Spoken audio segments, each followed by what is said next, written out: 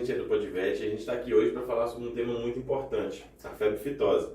Hoje a gente está aqui justamente para falar um pouco para trazer um pouco de informação sobre as novas leis, novas regras sobre essa doença, que atualmente agora vai passar a ter a desobrigatoriedade da vacinação contra a febre aftosa.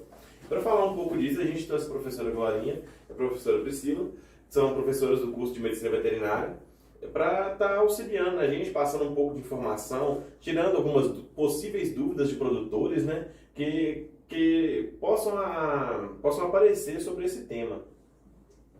Pode se apresentar, fazendo. Então, gente, eu sou a professora Maria da Glória, meus queridos alunos me chamam de Glorinha. É automático. Sou médica veterinária e a gente está junto com os meninos aí, né, contribuindo para a formação deles no curso de Medicina Veterinária. E aqui comigo a professora Priscila. Eu me chamo Priscila Pires, também sou médica veterinária, sou doutora em ciência animal, né? Hoje dou aula na UNA Contagem, no UniBH, na UNA Bom Espaço. E a ideia do projeto dos estudantes, dos acadêmicos, é exatamente contribuir com a formação do setor agropecuário. Então a gente vai conversar hoje um pouquinho aí sobre a aftosa. Estamos num momento muito importante do país, né, com o avanço das zonas livres sem vacinação, né, um momento histórico mesmo, uma grande conquista, e acho que temos muito para contribuir aí com o pessoal que está trabalhando na pecuária, né? Sim, um dos pontos que a gente vai falar bastante aqui é o impacto disso que vai trazer no meio do negócio, né? Sim. Do agronegócio. E para começar, acho que a gente pode começar falando sobre as primeiras descobertas dessa doença, onde surgiu. Aqui em Minas Gerais, na região mesmo. A doença ela é antiga, né? E no Brasil ela tem um histórico de introdução através da importação de animais, né? Então a gente teve muito problema com febre aftosa em vários estados, né? E inclusive com um programa sendo lançado há muitos anos atrás. E aí esse programa ele foi lançado e as medidas eram muito focadas na vacinação. A melhor maneira de prevenção estava sendo considerada a vacinação e era uma estratégia importante, né, gente? Quando a gente tem uma doença, a gente tem que arrumar maneiras de controlar. Uma forma de controlar é eliminando o agente, e pode ser que a gente precise eliminar para isso o indivíduo portador, né? A gente tem outra maneira de controlar que é aumentar a imunidade geral do rebanho. E o Brasil adotou durante muito tempo a imunidade, e ela é importante. Mas chega um momento que essa imunidade ela também vai ser um dificultador, porque a febre aftosa, né, o gado livre com vacinação, ele está só na América do Sul, né? Só os países, né, do hemisfério sul. E a Europa, os Estados Unidos já não vacinam há muito tempo, então isso gera uma série de restrições, né?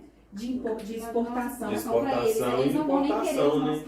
Como a gente está numa zona livre, a gente fica importando de lá com essa questão da vacinação deles mais fraca, que é a nossa região, acaba restringindo. E a questão da vacinação também é o seguinte, a doença ela é transmissível de animal para animal e não é só o bovino que é um portador. Então a gente tem outros animais que podem ser infectados também, como suínos e até mesmo javali, que hoje circula no nosso país aí de forma como uma praga, clandestina. E aí o que acontece? Se a gente sempre mantém o status de livre da doença com vacinação, a gente não vai saber se a doença realmente está controlada no país. Então fica sempre a dúvida, será que o vírus foi mesmo erradicado ou não? Né? Ou ele está circulando ou não? Então o fato da gente conseguir o status de livre da doença sem a vacinação vai dar um status de melhor qualidade sanitária para o nosso rebanho. E isso vai representar muito para o mercado externo, né? E é uma coisa que a gente fala assim, ó, ser livre é muito importante. Então o Brasil ter conseguido erradicar a doença foi fundamental. A gente tirar a doença do nosso país, mesmo com a vacinação. O que acontece, igual a professora Glorinha falou, é que quando a gente tem animal vacinado, o animal vacinado, ele pode se infectar. Ficou muito claro isso para a população com a Covid, né? A pessoa vacinada de Covid, ela tinha a infecção, mas a doença era mais branda. E aí acontece a mesma coisa com o animal vacinado de febre aftosa. Dependendo ali do estado imunológico dele, do número de doses que ele tomou, se o vírus estiver circulando, ele vai se infectar, ele vai propagar o vírus, mas ele vai ter pouco sintoma. Aí o produtor não identifica, então o vírus permanece circulando. Agora, com a retirada da vacinação, a gente consegue, né, identificar mais facilmente a presença de animais infectados, né? E isso é uma preocupação. A gente considera que o Brasil está erradicado, a gente não tem o vírus, né? O Ministério da Agricultura ele fica mapeando para ver aí se tem vírus, não tem vírus, ele faz aí umas fiscalizações ativas, mas a gente de fato tem que ficar mais vigilante agora com a retirada da vacina. Vamos lá. Porque esses casos podem aumentar por causa da evidência maior dos sintomas, né? E na verdade não aumentar, que a doença já não é diagnosticada aqui desde 2006, não é isso, Priscila? Então, assim, o último caso, o último surto foi naquela época, e de lá para cá não tiveram outros. Então, o vírus provavelmente não está circulando por aqui mesmo, mas para a gente ter certeza, a gente não pode ter um rebanho vacinado, né? Senão a gente nunca vai saber se está subnotificado ali, porque o rebanho está vacinado e os animais não estão apresentando sintomas. Tem uma questão que você falou, que a gente quando fez as pesquisas, né, no Instagram, nas nossas redes sociais, a gente teve muita dúvida sobre isso, que foi por que sacrifica todo o rebanho, faz eutanásia todo o rebanho, e se você chegou a comentar, né, sobre isso, você pode explicar pra gente sobre essa questão? Olha, quando a gente tem um rebanho infectado, a gente é um país livre. Então, a tendência é que mesmo que, vamos supor que o vírus, de alguma maneira, está circulando lá na fronteira com o Uruguai, com o Paraguai, com a Venezuela, que são lugares onde a gente teve focos mais recentes. Então, se o vírus estiver circulando, a gente pode ter os animais infectados. Se a gente está num país que é erradicado, a tendência é que a prevalência seja baixa. Se eu perpetuo um animal positivo, infectado, ele propaga, e aí o poder de dispersão dele, o poder de aumentar essa prevalência é muito maior. Então a gente elimina o animal, isso é uma estratégia que não é só da fitose, né? A gente tem outras doenças com essa estratégia também. Toda vez que eu tenho uma região, um país com uma prevalência baixa, é melhor eu sacrificar o animal infectado do que eu manter ele no rebanho, porque ele é um disseminador, um propagador daquela doença. Então por isso que a gente faz a descontaminação total. Não é a única maneira, né? A Organização Mundial de Saúde Animal, ela prevê outras maneiras, que pode inclusive não levar ao sacrifício do animal, mas faz sentido. Imagina se a gente tivesse uma prevalência de 80%. Não dá para erradicar, não dá para matar todos os bovinos. Mas uma prevalência inferior a 0,01% de estimativa, o que vai acontecer? Eu vou eliminar poucos animais e garantir a proteção dos demais. Então é por isso que a gente usa essa estratégia. Um segundo motivo que é importante é assim, se a gente tiver uma doença e a gente eliminar gradualmente ou não eliminar, a recuperação do status sanitário pela OIE é mais demorada. E é muito importante a gente ter a chancela da OIE, da gente ser livre.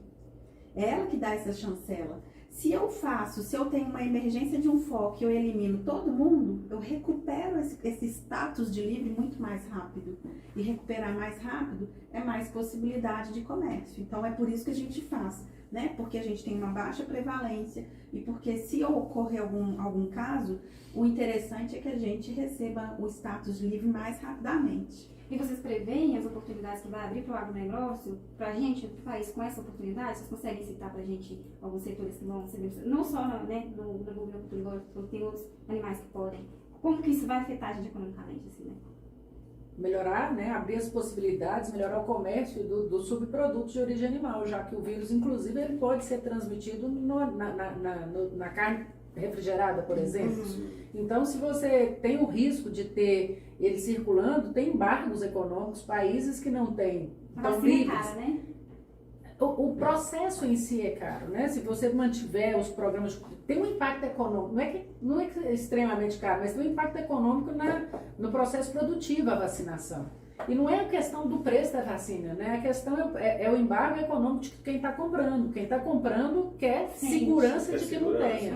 Porque se esses países que importam a carne, que já são livres sem vacinação, eles não querem correr o risco de receber um produto lá, que mesmo refrigerado pode conter o vírus e ser introduzido aqui no país. Né? E aí um outro fator importante, assim, olha, a vacina, eu levo um adjuvante oleoso, uma saponina. Então, o que é o papel do adjuvante? É causar uma reação inflamatória ainda maior para potencializar a resposta imunológica da vacina.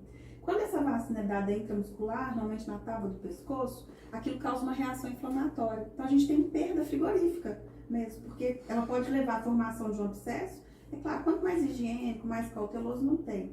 Mas ela pode levar à formação de um abscesso, e músculo com abscesso é condenação daquela parte no frigorífico. Então, eu tenho né, um manejo de vacinação, gera estresse, gera perda produtiva, eu tenho o custo da vacina, igual a pessoa falou que é menor, eu tenho ainda o custo de abatedouro e de exportação. Por que exportação? Porque assim, os Estados Unidos é livre sem vacinação.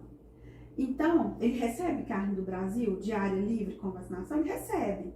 Mas ele vai receber fora do osso, né? Porque a gente no processo de maturação pH, eu não vou chegar nesse pH lá no osso, então o vírus fica viável, ele recebe fora do osso. Aí quando chega lá, que foi um caso até recente, a gente mandou umas carnes para os Estados Unidos e aí passou carne que tinha abscesso vacinal. Embargo econômico.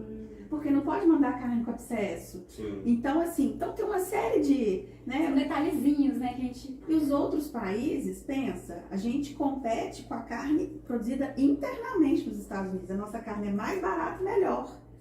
Aí, o que eles ficam doidos para barrar, né, economicamente? Aí vai na Organização Mundial de Comércio, Organização Mundial de Saúde, Tudo inveja, né? A China fica doida para barrar a gente, a Europa, porque a gente compete com o que eles produzem lá, né? Então a ideia mesmo é tirar essa vacina por todos esses fatores, e isso é muito importante. Às vezes as pessoas têm uma sensação de que a vacina é o melhor caminho. Ai, tá vacinado, tá protegido. O melhor caminho é não ter o vírus, é não ter a infecção, é acabar com ele. Então, retirar a vacina é muito importante e é um grande passo que o Brasil está dando. Já podia ter dado antes, né, professora? Nós não demoramos, a gente é cauteloso. E dentro desse contexto é que se insere o trabalho de vocês, né? E toda essa discussão que a gente está fazendo, tá? Então, a gente fez a introdução falando da importância de não vacinar, né? Mas o mais importante é levar essa informação para o produtor, dele saber a importância de não vacinar e, principalmente, de ficar alerta e notificar em caso de qualquer situação de emergência que ele venha identificar ali, que seja uma suspeita de circulação do vírus.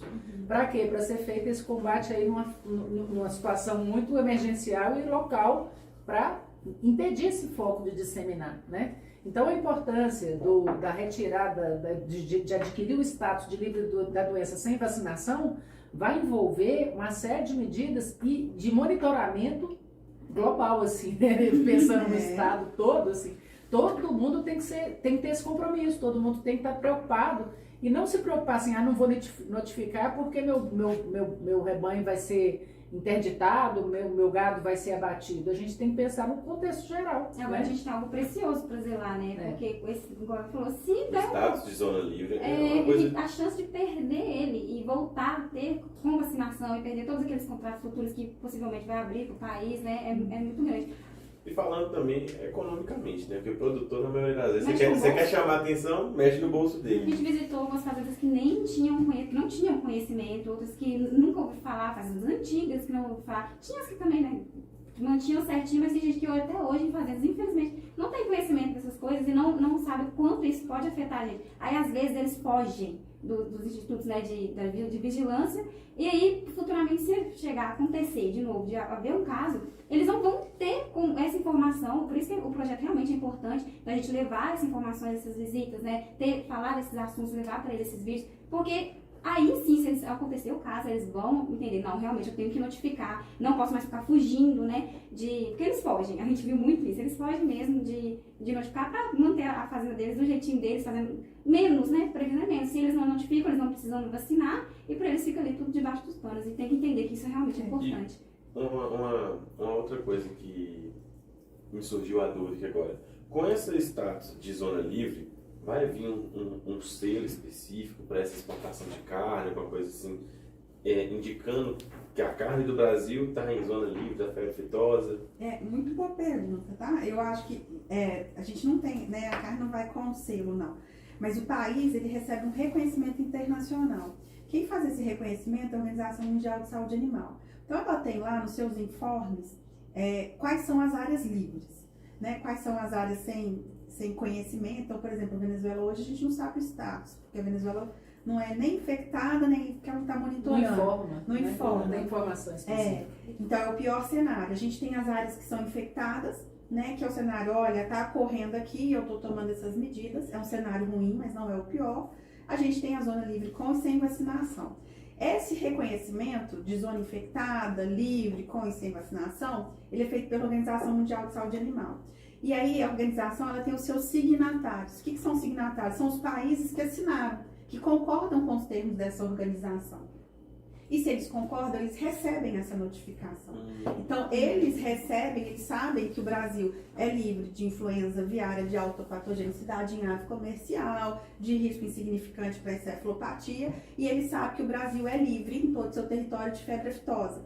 E o Brasil adotou uma estratégia, vamos lá, país de extensão continental. Né? Não dava pra gente ir todo mundo juntinho, de mão dada, igualzinho, porque cada região do país é diferente. Tempo, né? Então, cada estado a gente foi fazendo por zonas, né? Por compartimentos. Então, aí, primeiro Paraná, depois Santa Catarina, e cada estado foi adquirindo o seu status de zona livre, né? Então, esse status, ele é feito hoje por estado, por zona, né? E aí, o reconhecimento é da zona. Por que eu tô falando isso? Porque no Amazonas, a gente já tem uma região que é livre sem vacinação, mas não é o estado. É uma região do Amazonas. Específica. E ela está dentro daquela zona. E aí, essas zonas, elas têm um baixo impacto de produção de bovinos, mas essa zona já é reconhecida pela Organização Mundial de Saúde Animal como livre sem vacinação. Agora, uma coisa importante que a gente falou, que eu acho que é bom dar um enfoque, que é, eu nunca vi um animal com aftosa.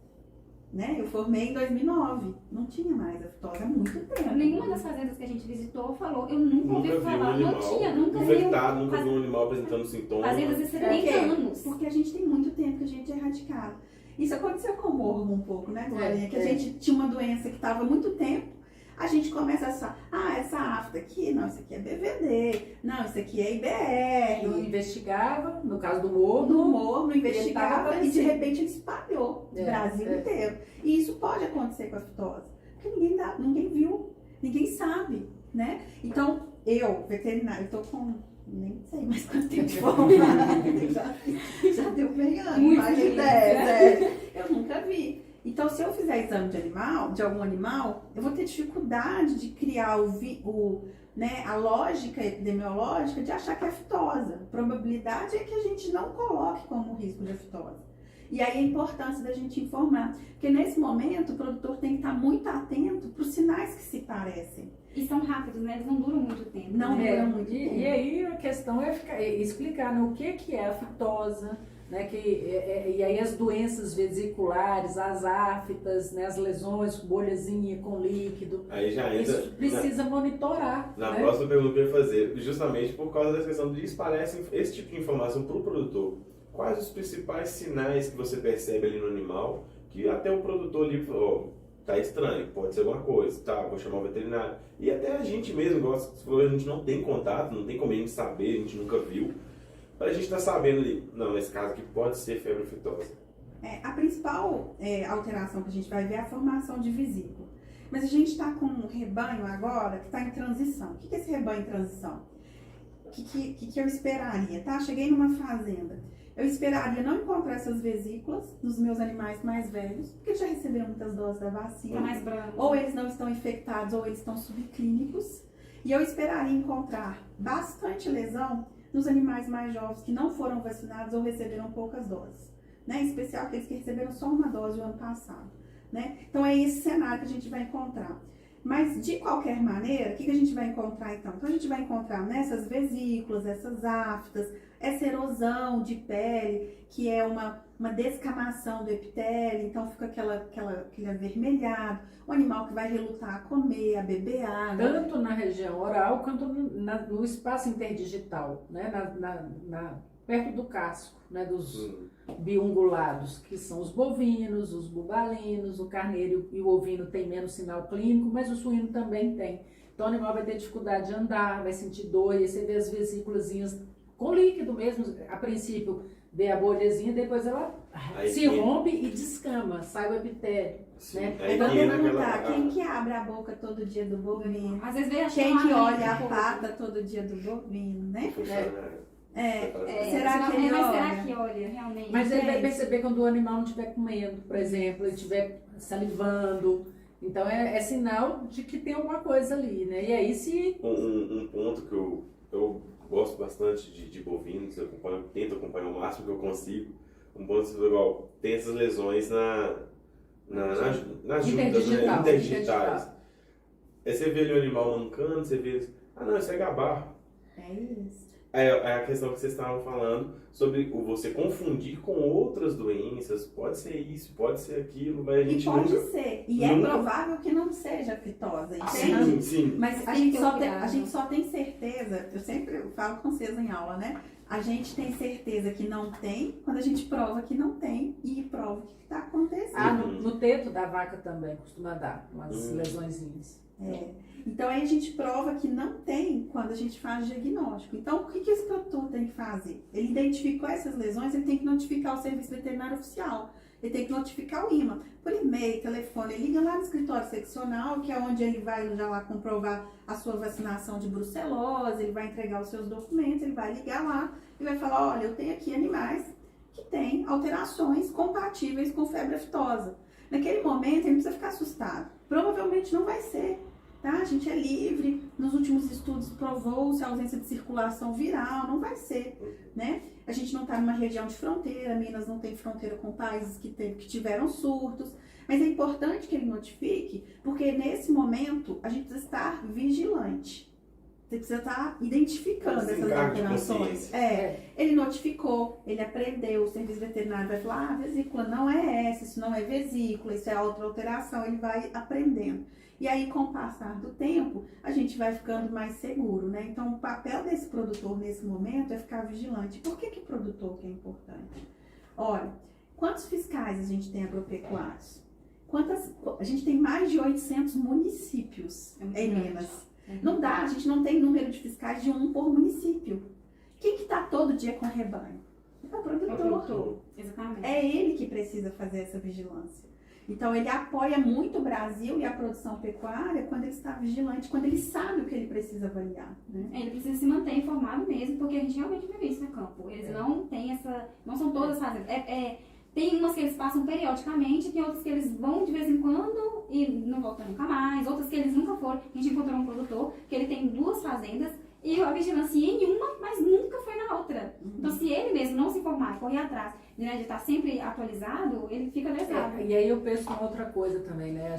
Eu costumo falar muito com os meus alunos, né? Nós que estamos nesse ambiente acadêmico, aprendendo, discutindo, tendo esse conhecimento técnico, nós temos a obrigação de passar esse conhecimento para a população, né? Então a gente tem que divulgar isso. Nesse momento vocês estão fazendo podcast, estão participando desse projeto, mas fora desse projeto, na vida profissional, em casa, nas suas atividades do dia a dia, nas atividades profissionais, tem que passar essa informação. A gente tem o papel de formador de opinião, que a parcela da população brasileira que tem acesso à informação é mínima. Tem muito pouca gente chegando na universidade para discutir isso. Então aí mais uma vez demonstra a importância desse papel de vocês na divulgação da informação correta. E vocês, futuros médicos veterinários, têm que sair do lugar de ficar só no atendimento clínico, mas tem que ser profissionais da saúde pública, da saúde de conhecimento, promotores de conhecimento, de divulgar essa informação. Né? Então eu acho que o que eu acho mais importante, né, nesse momento de formação é que vocês saiam da universidade, não só com relação a esse tema que nós estamos tratando aqui hoje, sensibilizados do papel de vocês, né? Sensíveis, porque o que eu acho assim, tem uma coisa que é diferente, o conhecimento todo mundo tem, mas sensível, incomodado com aquilo, são poucos. Exatamente. Então a pessoa que está sensível, que absorveu essa informação e viu a importância, ela vai divulgar. Né? Ela não vai ficar quieta, ela não vai parar no canto dela com essa informação e vai, deixa pra lá, não é da minha alçada. E né? Então, o podcast, o nosso tem, como ele tem um foco no agro, são pessoas que a rotina de vida delas é muito pesada. E tem gente que não tem acesso à informação, gente. Quem tá lá na ponta. E dorme tarde, dentro de uma fazenda. 7 dias por semana, sim, né? de domingo a domingo. Então, para chegar neles... a atividade agropecuária, ela não te dá um dia de folga. E a história daqueles caras que eles não sentaram na sala de aula, eles não assistem programas informativos todo dia, toda hora, então a gente tem que chegar lá. Bem exposto, né? E às tem que vezes chegar lá tem com a linguagem que eles vão conseguir entender. Bem clara, bem transparente. Sim. E explicar, né? Porque o papel deles é o principal nesse contexto nosso, né? É eles que serão os principais sinalizadores, né? Em especial aqueles produtores, assim, né, de rebanho pequeno, que fazem muita troca, a gente chama no interior de catira, né, que fazem catira de gado. Então, esse gado transando muito, de origem muito diversificada, então precisa ter uma atenção ali, né, porque a informação chega com menor qualidade nesses locais. Assim. Com relação a esse transporte, você falou a famosa catira, né? Não tem, então, aquele registro, né, de movimentação do animal. Como vai funcionar agora com a febre aftosa, né? Não vai ter mais essa cobrança, né, da tabelinha que eles têm que lá e dar o ponto que aquele animal do rebanho foi atualizado, né, de vacina. Ele continua com o mesmo, né, com a GTA, a emissão de GTA, ele tem que fazer o informe, continua do mesmo jeito o informe. A única informação que deixa de constar é a vacinação do gado, né? Então as outras com relação à aftosa, mas ele continua os mesmos informes, a vacinação de brucelose, a marcação e os outros padrões continuam os mesmos. O que ele deve fazer, né? Ele deve ter cuidado aí de onde vem esse animal. E a gente passa então, né, a ter algumas restrições de, por exemplo, não poder trazer gado vacinado de estado livre com vacinação. Né? Porque a gente, quando se torna um estado livre sem vacinação, a gente começa com algumas restrições, né? Claro que essas restrições elas têm um tempo para implementar, mas passa a não poder receber animais de estados que são livres com vacinação. Porque não faz sentido. Se eu não vacino, eu não posso ter anticorpo contra nenhuma parte do vírus. Vai afetar a vigilância naquela região, né? Porque nem a vacina na nossa região vai poder ser vendida mais, né? Não pode ser vendida, não pode ser armazenada. E ela não pode ser, ela só pode ser produzida em laboratórios dedicados, né, que são fiscalizados ali pelo Ministério da Agricultura. Então, ela não pode ser vendida nem armazenada. Mais um ponto isso até de não comprar esse tipo de animal já vacinado. Isso até que o país todo chegue nesse status de livre da doença sem vacinação. É um projeto que tem muitos anos, né? Tem décadas que está em atuação, então acho que agora a gente já está bem avançado. Sim. Né? Falando nessa questão da vacinação e da fiscalização, se eu estiver errado, vocês me corrijam, por favor, porque a gente está aqui para aprender. Mas ali na década de 70, 90 mais ou menos, teve ali aquela questão do controle de qualidade da vacina. Sim. Foi onde ocorreu mais fiscalização, não foi? Não, a fiscalização, eu sou Nossa, suspeita. em questão de época. Eu sou suspeita para falar, porque eu adoro os fiscais. Eu acho que os veterinários que trabalham no IMA, no Ministério, eles são muito qualificados, eles deviam ser muito mais valorizados, a gente devia ter muito mais concurso. Eu acho que a fiscalização nunca foi um problema, né? Naquela época, o que aconteceu? A gente tinha uma dificuldade de produção da vacina. A vacina ela é feita com vírus morto, então ela só tem proteínas estruturais do vírus. Sim. E ali nos processos de fabricação, o método de purificação sempre vai uma fração de proteína não estrutural. E essa fração de proteína não estrutural ela interfere no diagnóstico. Então aquela fiscalização foi muito mais voltada para os laboratórios em si, na questão da qualidade da vacina. Produção dela. Da produção, da composição. Porque ela deve ter só proteínas estruturais e frações de proteínas não estruturais interferem. Por quê? Porque o animal infectado, como ele tem o vírus replica, e aí para o vírus replicar ele produz proteína estrutural e não estrutural, e aí o anticorpo é contra essas duas proteínas em um animal infectado. No animal vacinado, a vacina só tem proteína estrutural, então eu conseguia diferenciar. Se a vacina tiver esse resíduo, ela não tiver essa qualidade, eu perco essa diferenciação do animal infectado para o animal com anticorpo da vacina, né? Então, nesse sentido, é que a gente teve uma fiscalização para melhoria mesmo de processo de produção de vacina. E foi muito importante, tá? Mas de fato, ali tinha ocorrência de febre aftosa. Porque os produtores falaram, não, isso aqui é reação, mas não, tinha ocorrência de febre aftosa. Mesmo. Mas a gente tinha uma possibilidade de melhoria da vacina, sim, ali naquele caso. Sim. E daquela época, agora já falando assim, mais sobre a fiscalização do rebanho mesmo, sobre a doença. O protocolo teve muitas alterações daquela época para cá, ou o protocolo daquela época é o mesmo de hoje em dia? Ele é muito parecido, assim, poucas alterações, né? E as alterações, elas são muito no sentido, assim, quais foram as melhorias que o Ministério fez? Uma fiscalização ativa, muito qualificada, baseada em dados estatísticos, científicos, então isso, né, é um grande incremento ali. A efetividade, a cobertura vacinal daquela época para agora, né, até o início da retirada da vacinação, ela foi muito aumentada, ela teve um maior engajamento. Programa sanitário não acontece só com fiscal agropecuário. Não tem como. Se o produtor não quiser participar, não acontece. Não é obrigatório, assim. A vacina onde é obrigatória, ela é obrigatória, né? Mas se ele quiser pôr dificuldade, ele vai pôr. Ele tem que aderir, porque é ele que faz na prática. Porque a pessoa é obrigada a comprar a vacina. Você está em toda a fazenda para ver se ela vacinou? Não. Às vezes compra e joga fora. Joga fora, joga no rio. Entende? Então ele tem que comprar a ideia do projeto, dos programas. Então o produtor comprou, né, os representantes dos produtores incentivaram. Isso foi muito importante para a gente chegar até aqui. A gente só conseguiu chegar aqui, que é o ápice do programa, a retirada da vacina, porque ele funcionou e ele foi aplicando essas melhorias. Conseguiu conscientizar, né, os produtores, né? E aí o nosso papel agora é de conscientizar para a vigilância, né? A vigilância que agora não precisa mais da vacina. Não precisa e que tem que ficar atento para possíveis ocorrências. Eu acho engraçado, porque eu já escutei de produtor uma vez, falando o seguinte: não, eu vacino meu gado, não. Moço, tem que vacinar, você tem. Não, Meu pai essas vacinas aí, você é igual vacina da gripe pra gente tá bem. Não é que vacina fica doente. Meu pai fazia Já isso ouvi funcionar. muito falar de produtor. Tipo assim, e produtor antigo, justamente por causa da época que tinha, que teve a obrigatoriedade e tudo mais. E muita gente ainda ficava, por causa da desinformação, ficava com esse pé atrás aí, né? Isso. E aí a gente agora tem que focar nele, né? Ele não vai conseguir comprar a vacina, né? Então a informação que precisa chegar não é a retirada da vacina, não vai conseguir comprar, mas ele fica com um dever, o para casa, e muito importante, de examinar os animais, de cuidar do trânsito de animais, né? Minas tem a maior malha viária do país, né? A gente é canal para portos e aeroportos do Rio e de São Paulo, né? Goiás, Mato Grosso, grandes produtores, a rota passa por aqui. Uhum. Então a gente sabe que o vírus pode ser transportado, o vírus nem para animar um caminhão cargueiro, né? Assim, então a gente tem que estar muito, muito cauteloso em relação aos nossos animais em função disso, né? É sempre aquele que toma lá da cá, né? Igual a gente brincou no início, que você quer chamar a atenção do produtor, você mexe no bolso dele.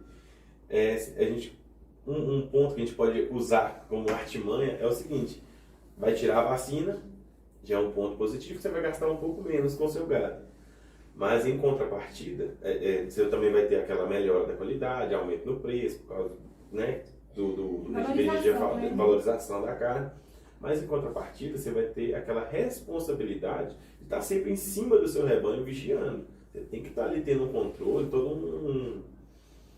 uma vigilância mesmo do seu. Você mesmo está ali fazendo a vigilância do seu gado. A gente pede para manter isso, para manter esses ganhos. É isso. A nossa intenção é essa, fazer com que o produtor entenda, com base nessas informações, esse lado importante, e comece a produzir isso na mente, não só com a febre aftosa, mas com os outros problemas também, né, que a gente enfrenta no agro, e começarem a ser mais vigilantes e obter mais apoio dos estudantes, dos órgãos, né, responsáveis, não só querer agir no costume, né, Que eles entendam e, como vocês mesmos falaram, passem para frente. E que sejam assim como a gente é de parceiros, cima, né? que sejam parceiros. Que sejam parceiros, que assim como a sejam gente- responsáveis no sentido de notificar em caso de Isso, qualquer adversidade. Qualquer adversidade. Né? Até para a segurança deles mesmo. Pode ser uma febre aftosa, que é uma doença que no humano não tem um impacto tão grande, mas pode ser uma outra doença que pode ser uma zoonose. Então a gente precisa, né? Para a gente, quanto país, né, o produtor notificar é um sinal de que a nossa vigilância né, que a nossa vigilância funciona, sabe? Então, por exemplo, quando a gente vai nos organismos internacionais, não basta a gente falar que não tem, a gente tem que provar que não tem. Como é que a gente prova? A gente prova por vigilância ativa, então atendendo as notificações. A gente prova fazendo a sorologia dos animais, testando os animais, mesmo na ausência de sinais clínicos. E a gente prova também mostrando que o nosso sistema de vigilância passiva, que é essa do produtor notificar, ela é uma vigilância que acontece. Se o produtor não notifica, está errado. Está errado porque acontece. A gente tem várias doenças. Por exemplo, a gente tem a Seneca vírus, que acontece muito no suíno, que a gente tem alguns rebanhos aí, e é uma doença clinicamente indistinguível de febre aftosa, né? A gente tem Seneca-vírus não é indistinguível, mas ela é muito semelhante ali à febre aftosa. Estomatite vesicular, a gente tem outras doenças que são semelhantes e que, né, algumas delas acontecem no nosso país, então a gente precisa notificar. Isso mostra a força da defesa agropecuária brasileira. E outra coisa também, dá maior credibilidade para o país, né, junto aos órgãos internacionais, essa responsabilidade de notificar imediatamente em caso de ocorrência, né, de algum caso. Suspeita, E de provar que aquele caso foi resolvido e que ficou restrito àquela região ali. Então isso mostra mais uma vez que o sistema sanitário está funcionando, né? É lógico que a gente não quer notificar, mas se precisar, se aparecer algum caso, precisa. Tem que ser notificado. E essa notificação imediata vai dar respaldo para essa segurança que os órgãos internacionais têm sobre a atuação do sistema sanitário nacional, né? O sucesso dessa nova fase para o nosso país, o nosso estado, né, em específico, vai ser então baseado na educação que o nosso produtor vai gerar com a informação, né? Ele vai, um produtor né, informado, consciente, que procura pesquisa, né, vê a importância disso tudo. Isso, eu acho que isso vai ser, né, como conclusão, acho que isso vai ser o sucesso dessa nova fase, etapa, né? Essa é terapêutica. Com certeza. Muito bem. Então, gente, queria agradecer. Acho que por né? hoje é só isso. Queria agradecer a vocês a participação, Agradecer todas as a informações participação, valiosas que eu espero que nossos valiosíssimas. produtores, né, levem no coração mesmo, assim, de verdade. Absorvam Absorvam. e passem pra frente. Né, a gente viu que, né, eles têm facilidade de aceitar a gente indo, levando informações, né? Não foi a gente não viu muita Resistência, né? Posso fazer uma não. brincadeira? Pode, Sim. Estou lembrando aqui, quando eu estava fazendo aula de legislação, uma coisa que não saiu da minha cabeça, a professora de legislação, para tirar a carteira, ela falava assim, vai mudar de rota, sinalize e observe. Sinalize e observe. Agora nós vamos mudar de rota. Observe e sinalize. Mais ou menos isso. É isso. E se for desse jeito, vai dar certo. Vai dar certo. Deus abençoe.